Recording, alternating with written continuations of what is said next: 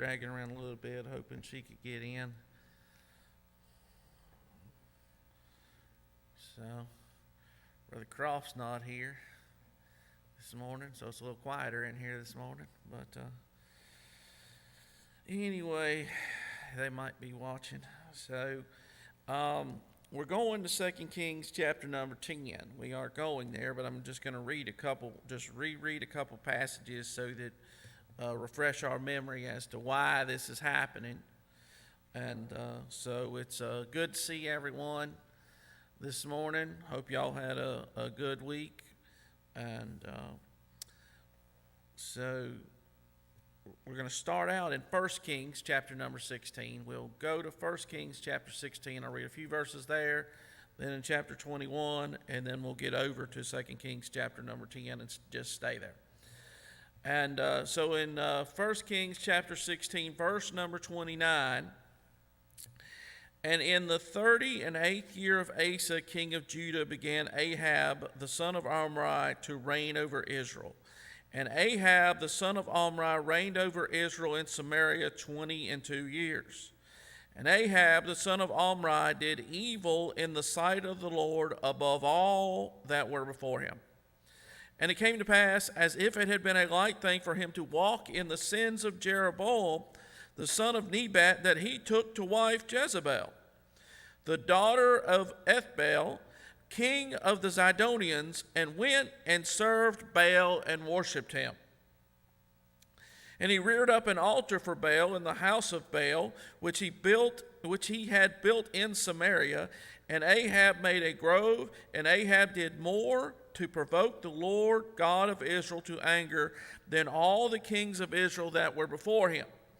And so turn over to chapter number 21. Again, we looked at it last week. We talked about it last week whenever Jezebel was slain and Jehoram was slain, how different Ahab's life could have been had he just married a different woman.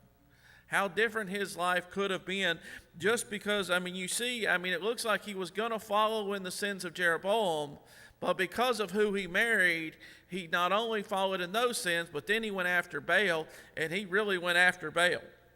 And so in chapter number 21, verse number 17, again, this is at the death of Naboth. And in verse number 17, and the word of the Lord came to Elijah the Tishbite, saying, Arise, go down to meet Ahab, king of Israel, which is in Samaria. Behold, he's in the vineyard of Naboth, whither he is gone down to possess it. And thou shalt speak unto him, saying, Thus saith the Lord, Hast thou killed also taken possession?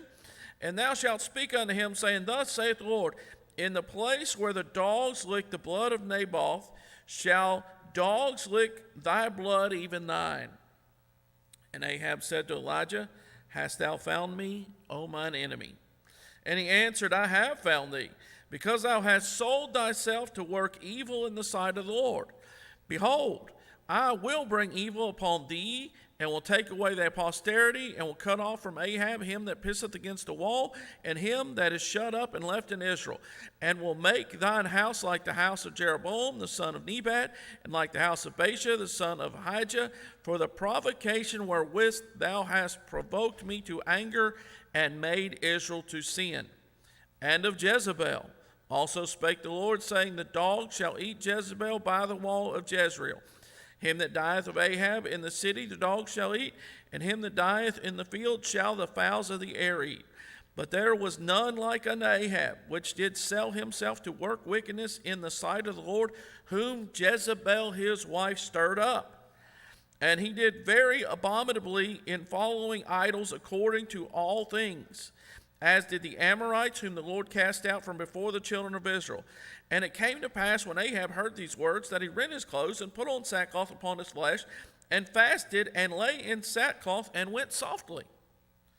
And the word of the Lord came to Elijah the Tishbite, saying, Seest thou how Ahab humbleth himself before me? Because he humbleth himself before me, I will not bring this evil in his days, but in his son's days will I bring the evil upon his house. So again, when we were in 2 Kings chapter number 9, that was the beginning of God bringing to pass the prophecy of Elijah by bringing it to pass not in Ahab's days, but he brought it to pass in Ahab's son's days, Jehoram. And also he took out Jehoram.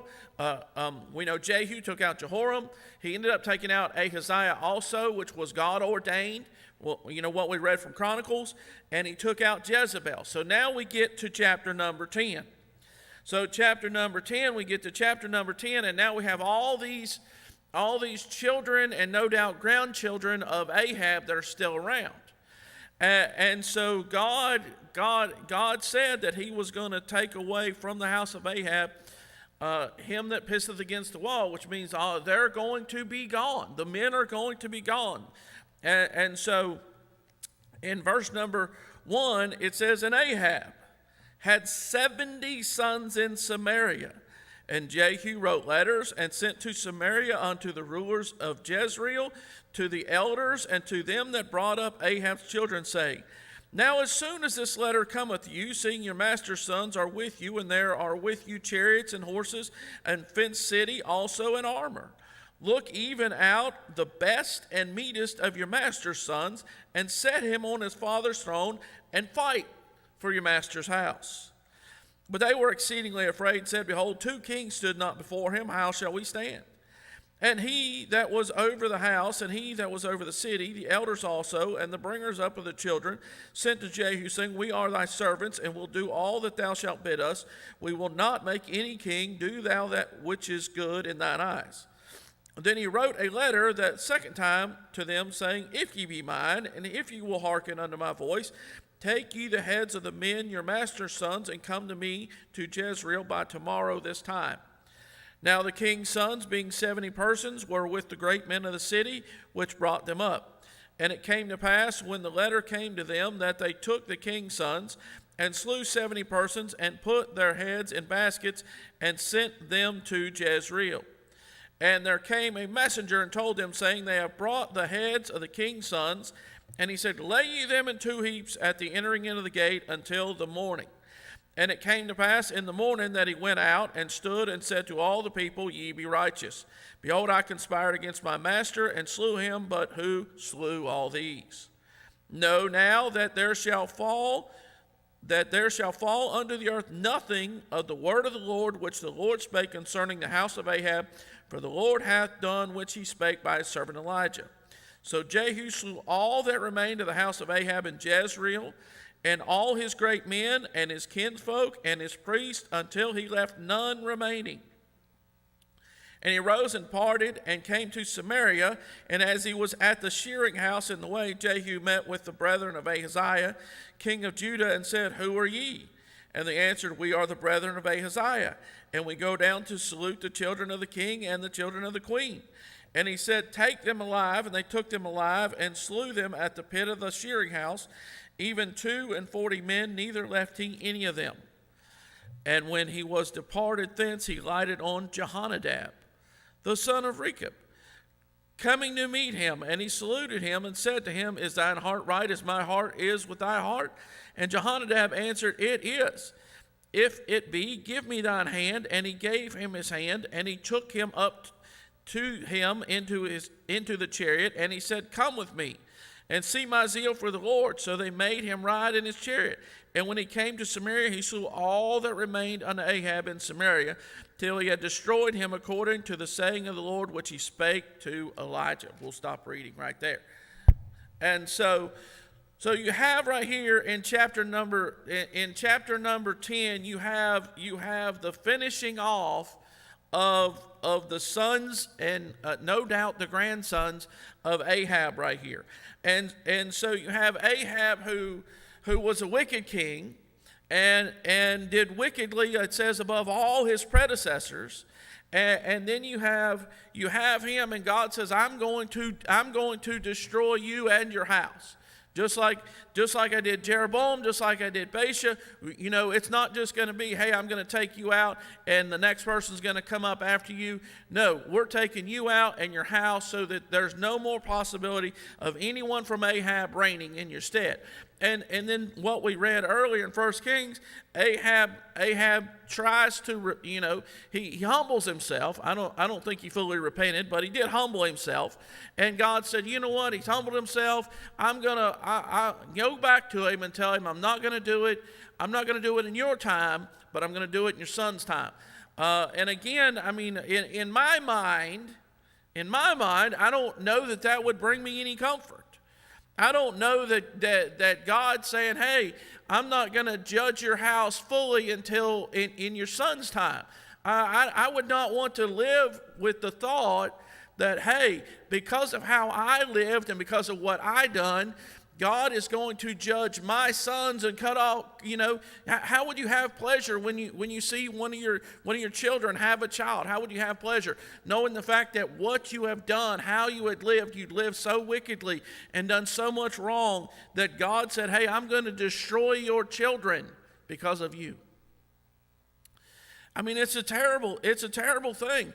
And it's coming from Elijah. It's coming from Elijah. It's not just some guy standing on a street corner shouting at you.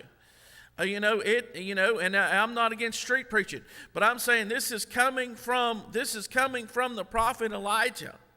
This is coming from the prophet Elijah. And so, but what happens is whenever God doesn't judge speedily, you decide God's not going to judge. And so we know that Jehoram had reigned.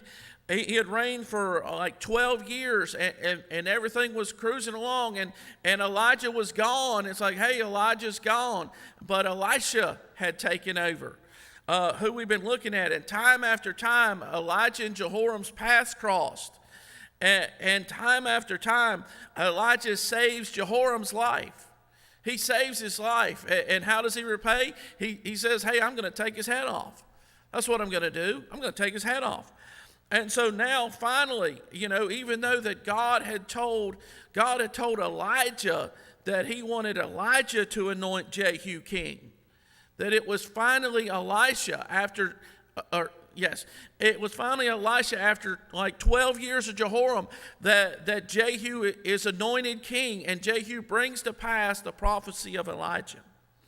And so here you have Jehu. He's killed Jehoram, and he's killed Jezebel. Or he's had Jezebel killed. He's had the eunuchs throw her out the window. And so now you have him.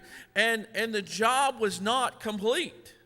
The job was not complete. God put him up to do a job. And he did what you would think would be the two hardest parts, Brother Jay. You'd think it would be the two hardest parts because, he took out the king, and he took out the former queen. But she was basically the mastermind of all the evilness that was going on. And so, but the job was not complete. And so Jehu did have this zeal, this God-given zeal, that once he got started, he was going to finish the job. And so in verse number 1, he's like, hey, there's 70 sons in Samaria. There's 70 more of Ahab's offspring that are in Samaria. And so he doesn't just say, boys, I tell you what, we're going to put the army together. We're going to put the army together, and we're going to go down to Samaria, and we're going to wipe them out. It's not what he does. To me, it's fascinating what he does. The fact that he sends a letter to the people who are taking care of them, the people who have raised them. He sends a letter down there, and he says, hey, look, guys, I want to be fair with y'all. And so, you got chariots, in verse number 2, you got chariots, you got horses, you got a fenced city, and you got armor. And so, here's the deal. You got all that. You basically have, you should have an army that you could do. And so I want you to pick out the best of your master's sons. You got 70 of them to choose from. And so it wasn't like they had to have the firstborn, Brother Jay. It wasn't like they had, you think about, in a group of 70, you think about any family, whether it's my family, whether it's your family. If you take a group of 70 of a family, there's some no accounts in there. There's some people that are just not any count. There's some people that haven't worked, aren't going to work, and they basically just hung on for nothing, and they're basically good for nothing. And then you've got some people that are, that are pretty smart. They pretty sharp. They smart. Then you got some people that are pretty strong. I mean, you got a big variety. I think every family has that kind of stuff. And so he's like, look, you got 70 to choose from. Pick out the best one. Pick out the one that you think is the best leader in the bunch. When I was growing up, some people were just natural leaders. Some people are natural followers. And you see that as your children grow up. You figure out whether your child is a leader or a follower. And he's like, surely to goodness by now, y'all are like, hey, you know what? He's probably not in line to be the next king, but this is the one right here. This is the one right here. He's got the best head on his shoulders. He's the one that's probably the smartest. He's the one that studied the military tactics and understands how to win a war. This is the one right here. And so, and again, like I said, it's not like Jehu doesn't have a relationship with these people. All these people knew each other. It was not like Jehu's some new guy that just come on the scene. When Jehoram saw him, he's like, hey, is it peace? But they knew just by how he drove a chariot. They're like, hey, it looks like just the way he's driving, it's Jehu. So it wasn't like Jehu was some guy they'd never heard of before. And so Jehu's like, hey, here's what I want you to do. And in verse number 4, or verse number 3, he says, set him on his father's throne. He said, go ahead.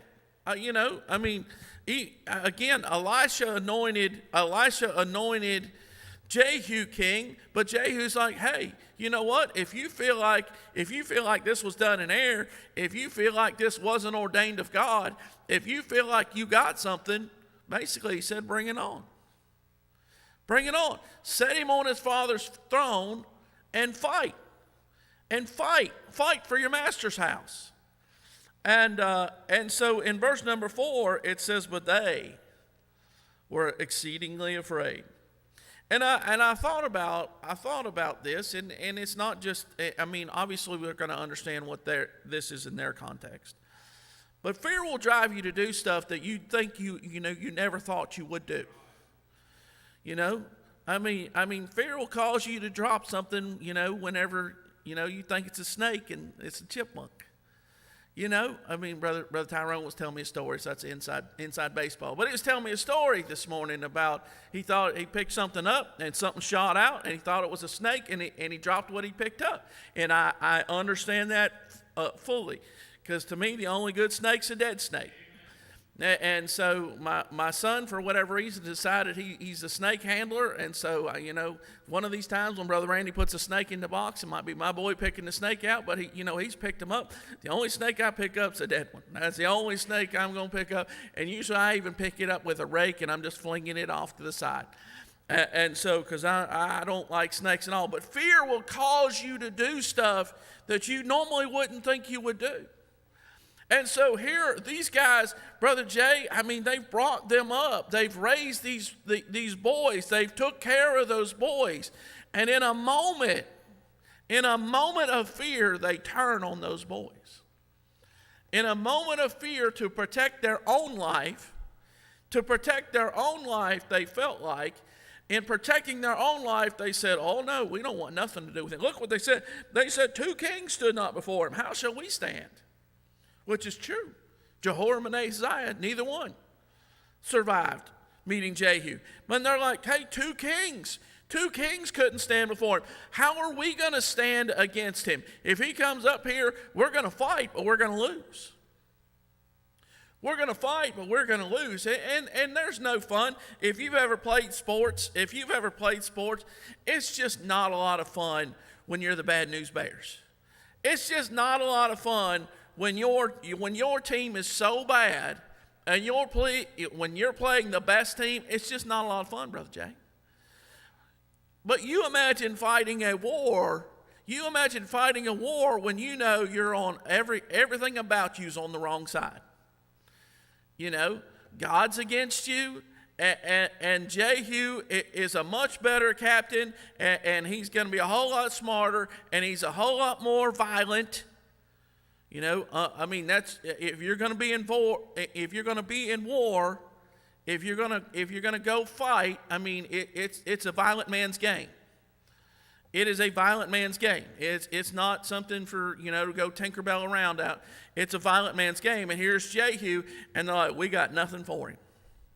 And like I said, if you've ever been in a game and you're like, we got nothing. I mean, we're just getting trounced, whether it's basketball and they're just running up and down the court, and running up and down the court, or, you know, football or baseball.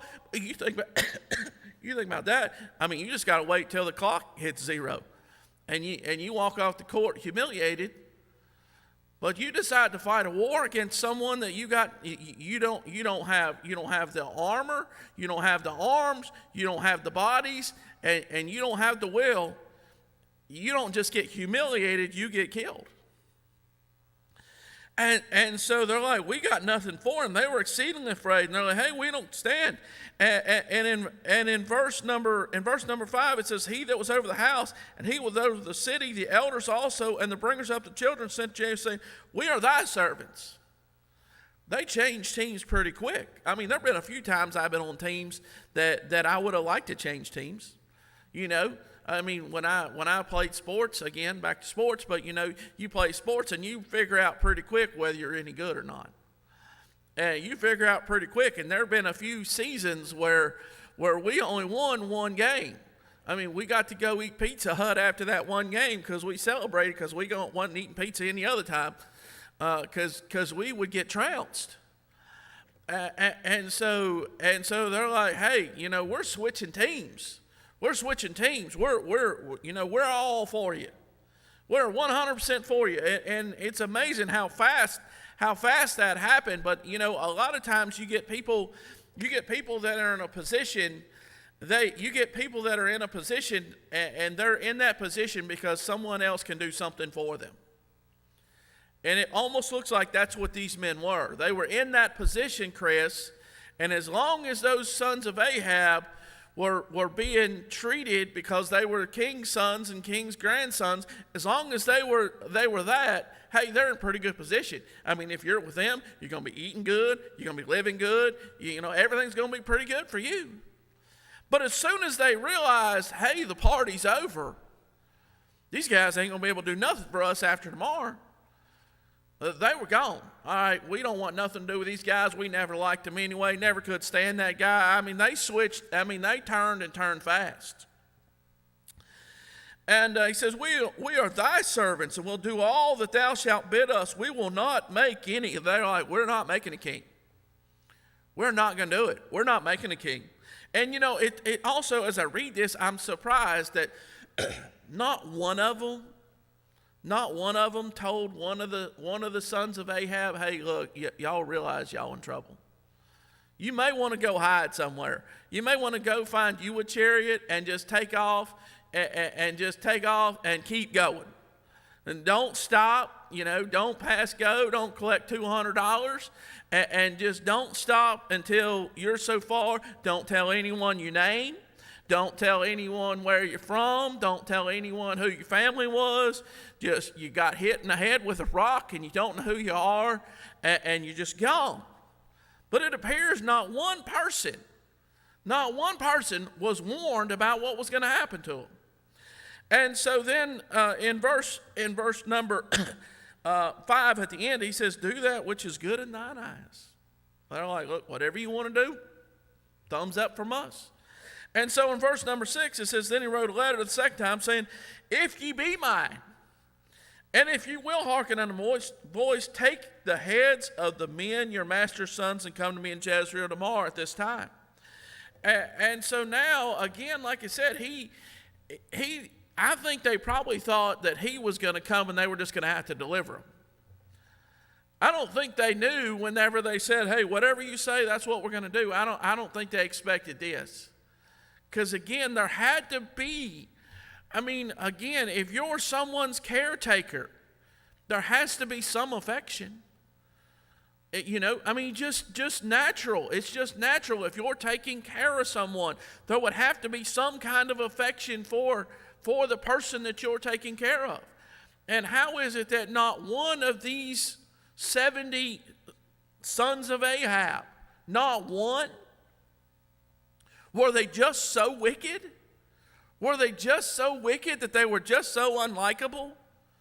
That it was like, happy day, I'm glad not to have to take care of that one anymore. I mean that happens. There are people, and none of us ever think it's our children, but there are people with children that no one likes their child. And there are people that have children that they don't even like. And they're praying for the day that they hit 18 so that they could take their boot and open a door and give them a boot and say, there you go, enjoy your life.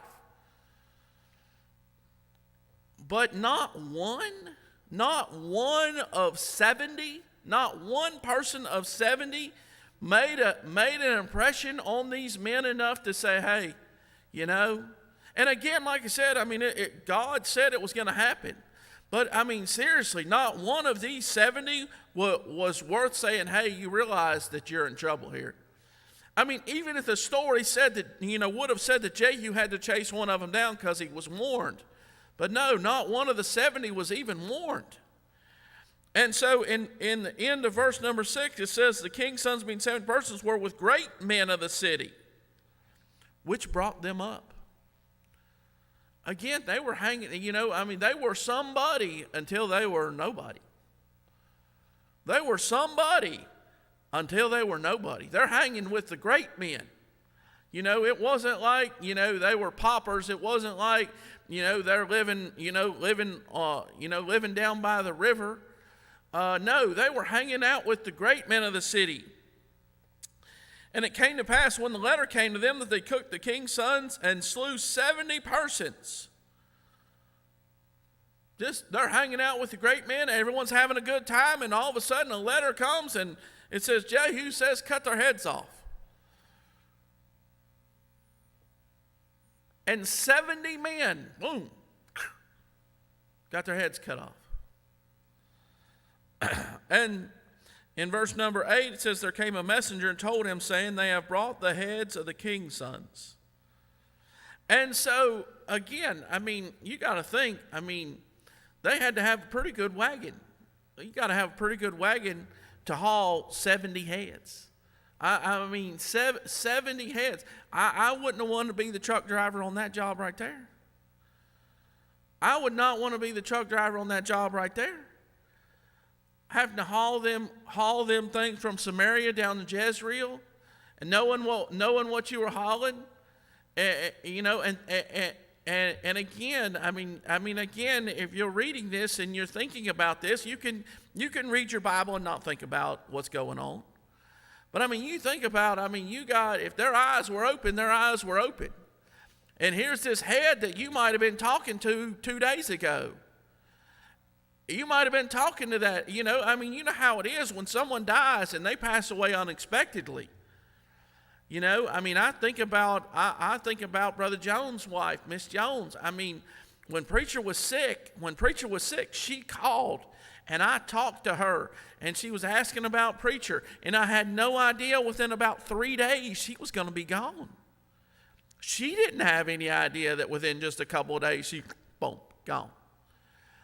But you got to think, here's this poor guy that's hauling these 70 heads, and he probably had a relationship with these guys. He probably knew them. He probably thought, man, I can't believe it. They were powerful men. They were going places. They were going somewhere in their life until they weren't.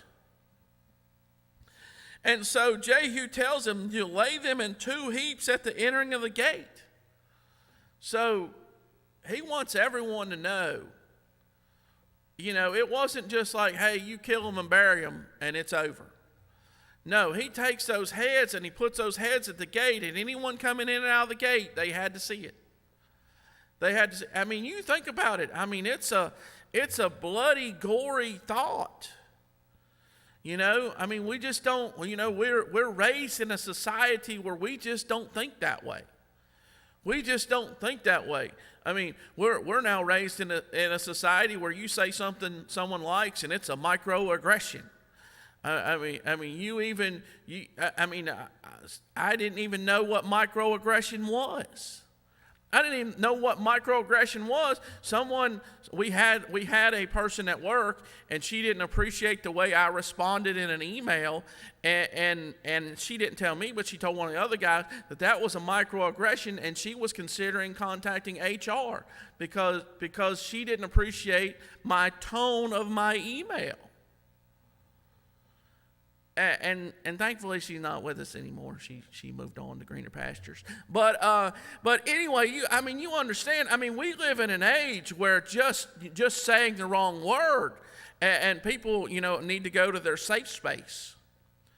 That they spent so much time in the corner as a child, they got used to it and liked it because they didn't get a spanking. They got used to it and liked it. Now they go hide there in their safe space.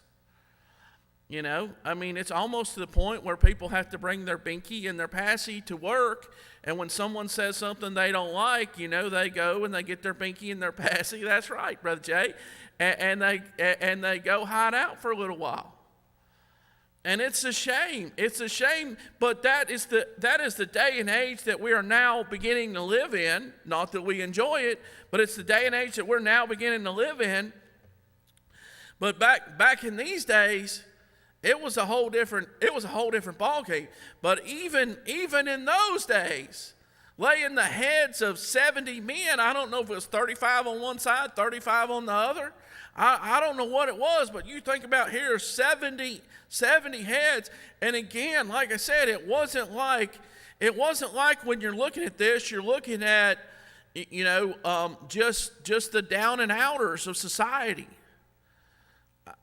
These were prominent people in the society, or could have been grown into prominent people in society.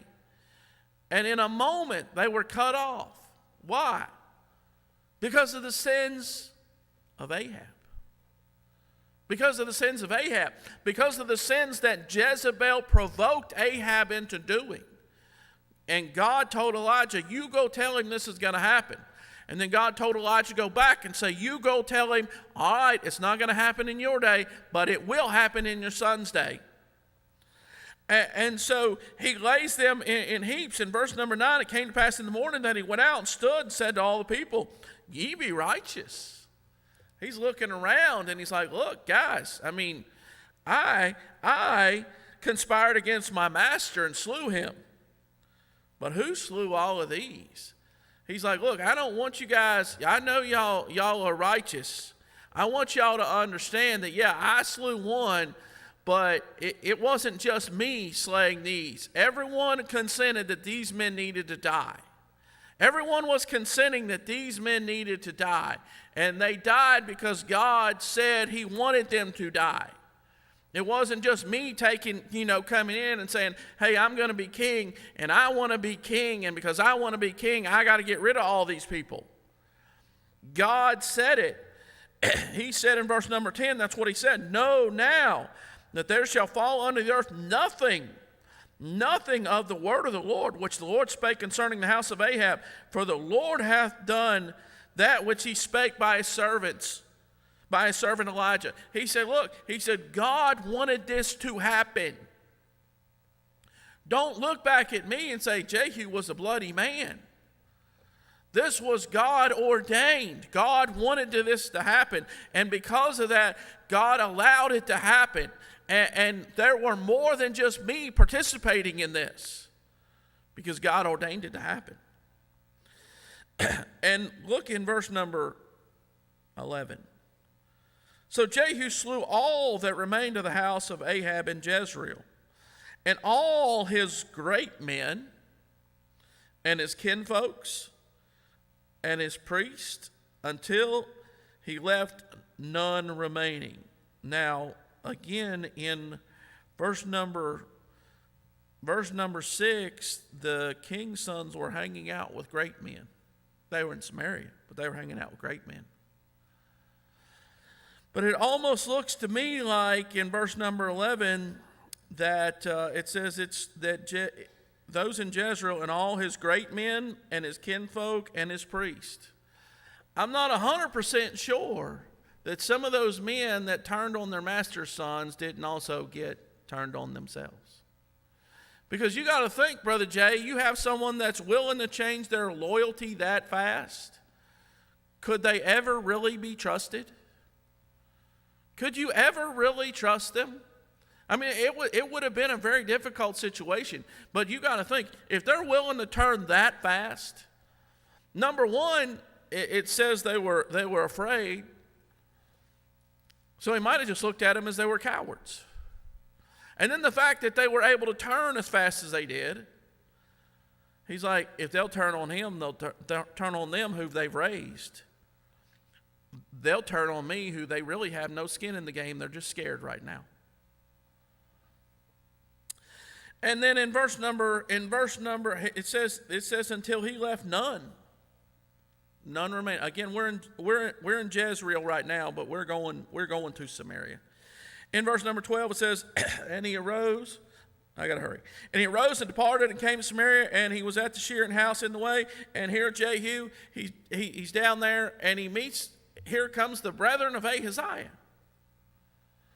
And again, I don't really understand why God chose, I understand why God chose to get rid of Ahaziah. But here comes the brethren of Ahaziah, and it's almost like God's like, we're doing a complete turnover in Judah like we are in Israel. We're going to do a complete turnover. And these men would be dedicated. These men would try to help bring up someone that I don't want to be king. And they're like, hey, who are you? And we're the brethren of Ahaziah. We go down to salute the children of the king and the children of the queen. We're just on our way, and we're going down there. We're going to salute them. And Jehu's like, take them alive. Take them alive. But they don't take them alive very long, because they take them to the pit, and they take them down there to the shearing house, and they slay all 42 men. He's like, we can't leave any of them alive. And for some reason, God allowed that to happen. God allowed that to happen. But look in verse number 15. I wanted to get to 15, so I'm trying to hurry. And when he was departed thence, he lighted on Jehonadab, the son of Rechab, coming to meet him. And he saluted him and said to him, is thine heart right as my heart is with thy heart? Who is this guy? Who is this guy? Who is Jehonadab? Do you remember? I'm sure some of us remember. Some of us have to be reminded. Turn in your Bible to Jeremiah chapter number 35. Jeremiah chapter number 35. This guy Jehonadab is actually quite the man. He didn't seek out to be quite the man. He was just a man that loved God. He's a man that loved God in the days of Ahab. He's a man that loved God in the days of Jehoram. When it was okay for them to follow in the sins of Jeroboam, when they're following Baal and everyone's going after Baal, here's this guy that's like, I don't want no part of that. I don't want any part of that. In verse number 35, and I'm going to read a decent amount of it. Verse number 1, the word which came unto Jeremiah from the Lord in the days of Jehoiakim, the son of Josiah, king of Judah, saying, go unto the house of the Rechabites, again, Jehonadab the son of Rechab, and speak unto them, and bring them into the house of the Lord, into one of the chambers, and give them wine to drink. Then I took Jezaniah, and the son of Jeremiah, the son of Habazaniah, and his brethren, and all the sons, and the whole house of the Rechabites. And I brought them into the house of the Lord, into the chamber of the sons of Hanan, the son of Idallah, a man of God, which was by the chamber of the princes, which was above the chamber of Messiah, the son of Shalem, the keeper of the door. And I set before the sons of the house of the Rechabites pots full of wine and cups, and I said unto them, drink ye wine. Now again, this is God's man, Jeremiah, telling these men, they brought them into the house of the Lord and said, hey, drink wine. Now, again, you people get, they get into the wine thing and, water into wine and Jesus, and my response to them is, when Jesus hands me a cup of wine, I'll drink that cup of wine. Until Jesus hands me that cup of wine, I'm not drinking your junk wine. And so anyway, so here you have Jeremiah saying, hey, got the wine right here, drink it. In verse number 6, it says, but they said, we will drink no wine. We will drink no wine. They're like, what? Drink no wine? For Jonadab, the son of Rechab, our father, commanded us, saying, ye shall drink no wine, neither ye nor your sons forever. Neither shall ye build house, nor sow seed, nor plant vineyard, nor have any, but all your days ye shall dwell in tents, that ye may live many days in the land where ye be strangers. Thus we have obeyed the voice of Jonadab, the son of Rechab, our father, in all he hath charged us, to drink no wine all our days, we, our wives, our sons, nor our daughters. So here is a man, all the way back here, this is like 300 years later. This is like 300 years later. And they're still following what this man said. I mean, we're just happy when our kids still go to a Baptist church. We're just happy when our grandkids are being raised in a Baptist church. We're happy when they're at least in church. But here is a man that somehow was so dedicated to God, and he was so dedicated to God and was so good at teaching his children that child after child after grandchild after grandchild taught their children to say, hey, this is who we are, and we're not going to act. We're not going to act. It doesn't matter what is accepted. It doesn't matter what they say is good. This is who we are, and we're not changing who we are for anybody. And all these years later, all these generations later, now they're standing there, and here's a man of God saying, drink wine. And God knew, God ordained this to happen, and God knew they were not going to drink wine. And he was using it as an example to the children of Israel. He was using it as an example to the children of Israel to say, hey, look, these guys, just because their father said, and it wasn't even like I said, it wasn't even like their immediate father. It was their great grandfather said, and they followed generation after generation after generation after generation. They said, we're going to keep up the family tradition. We're not going to do that. And God said, hey, because their father said it, and they've obeyed, when I tell you something, why can't you obey? When me as your father speaks to you, why is it so hard for you to obey? And God's like, hey, because these sons of the Rechabites, because they followed that tradition, God said there's never going to fail a man. I mean, you think of the contrast that God told Ahab, because of your sins, I'm going to take all away. And just because it doesn't happen in your day, I'm going to take it away in your son's day. And God made it come to pass. But here is such a contrast in 2 Kings 10, that here is this guy, and again, like I said, it's kind of unassuming. It's just he's walking out to meet Jehu, and it almost looks like he's just walking out to meet him to say, it's about time. It's about time. I mean, I've put up with these Baal worshipers. I've put up with these heathens for all these years. They've made fun of me. They've knocked me. They've pushed me around. And it's about time. It's about time someone come in and took these jokers out. But because God let us have Jeremiah, we knew that this man was so much more than just a guy that was just coming out to meet Jehu. And Jehu knew him. Look at what he said. It says that he was coming to meet him, and he saluted him and said to him, "Is thine heart right as my heart is with thy heart?" Somewhere previously, Chris, he had affected Jehu.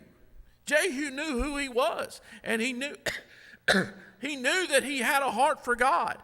He knew that he loved God. He knew that he was one of the old-time way Christians, which wasn't Christians in those days, but he was an old-time follower of God. And how many people do we cross paths with that we affect in that way, that when they're finally doing something for God, they want to come and say, "Hey, I just want you to know that I'm in church. I just want you to know that all those years ago, I knew you, and I never could say it to you back then, but I want you to understand that I had great respect for you. I want you to understand that you never wavered, you never wobbled on the axle, you never changed. We gave you grief, we made fun of you, we talked about you, but secretly, in my heart, I looked at you and said, you got something I don't have. And if I ever get it, I want to have what you got. If I ever get it, I want to have what you got." And so here is Jehu that he sees. He said, "Hey, is your heart right? Is my heart right with your heart?" He said, "Are you pleased? Are you happy with what has happened here? Did I do it the way I was supposed to do it? Was it acceptable to you?" Again, like I said, this is just a guy. Until you read Jeremiah and realize he was more than just a guy. He had something. He had something that affected Jehu, and he had something that affected his family for generation after generation after generation after generation. That's who that man was. And so Jehu says, hey, in verse 16, he said, "Come with me and see my zeal for the Lord." He said, I just want you to see that, hey, I've got this zeal. I'm not done. I'm not even done yet. You know, we've took care of the sons. We've took care of Jehoram. We've took care of Jezebel. We've took care of the sons. But there are more people to be taken care of. And we're going to take care of them. And in verse number 17, when he came to Samaria, he slew all that remained unto Ahab in Samaria till he destroyed him according to the saying of the Lord which he spake to Elijah.